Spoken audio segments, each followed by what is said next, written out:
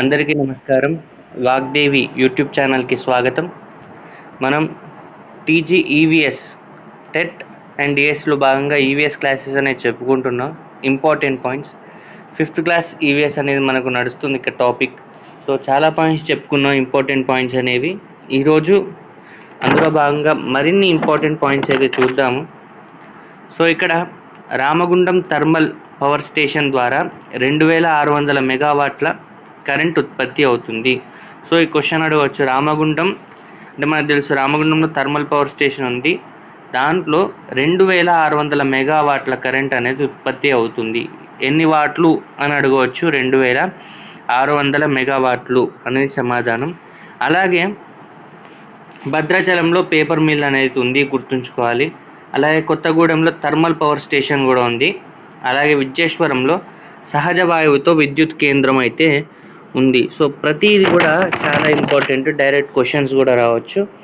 తర్వాత గాలిలో ఎక్కువగా ఉండే వాయువు ఏంటి అని అడగవచ్చు. అంటే ఇక్కడ మన క్వశ్చన్ ఇట్లా ఎక్కువగా ఏ వాయువు అనేది ఉంటుంది గాలిలో, ఆప్షన్స్ అడగవచ్చు. Like oxygen, carbon dioxide, nitrogen అట్లా అడగవచ్చు. ఆన్సర్ వచ్చేసి నత్రజని అంటే నైట్రోజన్. సో ఇది మనం తప్పకుండా గుర్తుంచుకోవాలి. తర్వాత ఆక్సిజన్ ఎక్కువగా, ఫస్ట్ నైట్రోజన్ ఉంటుంది, నత్రజన్, తర్వాత ఆక్సిజన్. కార్బన్ డైఆక్సైడ్ అనేది తక్కువగా ఉంటుంది గాలిలో. ఇవన్నీ కూడా గుర్తుంచుకోవాలి. తర్వాత మనం చూస్తే బుధుడు, శుక్రుడు, భూమి, అంగారకుడు, గురుడు, శని, యురేనస్, నెప్ట్యూన్లు ఈ గ్రహాలన్నీ కూడా తన చుట్టూ తాను తిరుగుతూ సూర్యుని చుట్టూ తిరుగుతాయి. గుర్తుంచుకోవాలి. ఇప్పుడు మనం చెప్పుకున్న 8 గ్రహాలు కూడా బుధుడు, శుక్రుడు, భూమి, అంగారకుడు, గురుడు, శని, యురేనస్, నెప్ట్యూన్ ఇవన్నీ కూడా గ్రహాలు. అవి తానంతట తాను తిరుగుతూ, అంటే తన చుట్టూ తాను తిరుగుతూ సూర్యుని చుట్టూ కూడా తిరుగుతాయి.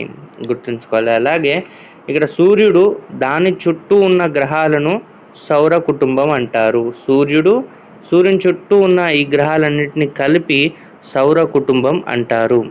అలాగే ప్రతి గ్రహం ఒక నిర్ణీత మార్గంలో సూర్యుని చుట్టూ తిరుగుతూ ఉంటుంది. ఆ మార్గాన్ని కక్ష అంటారు. ఇక్కడ క్వశ్చన్ అడగవచ్చు, ప్రతి గ్రహం ఒక నిర్ణీత మార్గంలో సూర్యుని చుట్టూ తిరుగుతూ ఉంటుంది, ఆ మార్గాన్ని ఏమంటారు అనే క్వశ్చన్ కూడా ఇక్కడ రావచ్చు. ఆ మార్గాన్ని కక్ష అని అంటారు. ఇది కూడా మనం గుర్తుంచుకోవాలి. సౌర కుటుంబానికి సంబంధించింది కానీ కక్ష గురించి, గ్రహాలు, నక్షత్రాలు, సూర్యుడు ఇవన్నీ కూడా తప్పకుండా గుర్తుంచుకోవాలి. సూర్యుడు, చంద్రుడు ఇవన్నీ కూడా గుర్తుంచుకోవాలి.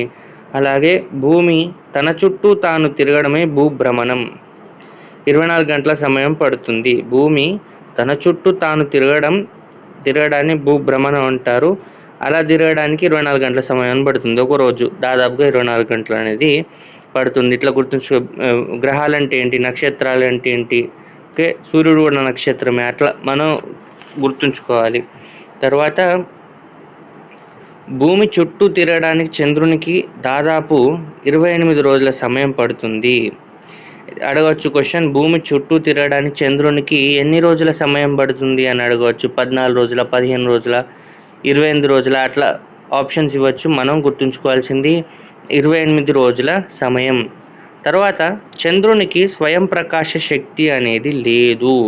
ఇప్పుడు మనకు అడుగుతారు క్వశ్చన్, చంద్రునికి స్వయం ప్రకాశ శక్తి ఉందా అంటే లేదు. ఇది మనం తప్పక గుర్తుంచుకోవాలి. తర్వాత ప్రమాదం జరిగిన మొదటి గంటను గోల్డెన్ అవర్ అంటారు. ఇక్కడ మన 2 రకాలు అడగవచ్చు.